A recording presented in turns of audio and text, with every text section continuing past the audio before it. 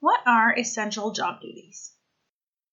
Every job has both essential and non-essential duties. Essential duties are the critical and fundamental responsibilities of the position, the things you absolutely have to do in that job. You must be able to perform these functions either with or without reasonable accommodation.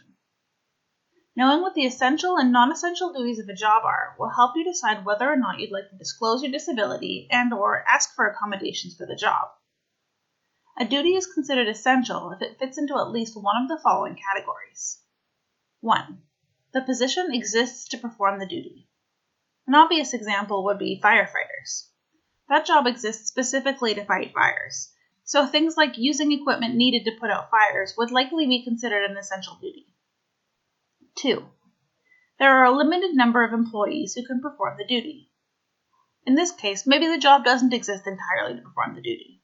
It might make up only part of the job, but if there aren't many employees who can perform this duty, it means the duty can't be removed from your job and given to someone else to do.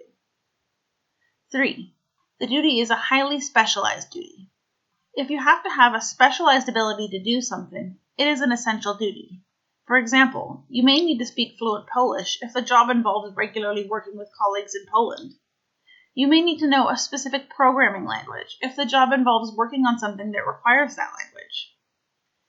If a duty does not fit into any of these categories, it's probably a non-essential duty, a task that is performed either very infrequently or that could be performed by others without altering the underlying reason the job exists.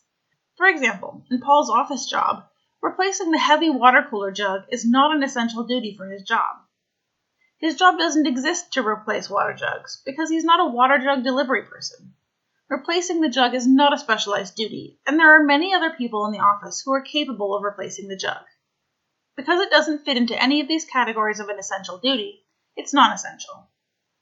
We hope this information helps you when you're making decisions about whether or not to disclose your disability or ask for accommodations.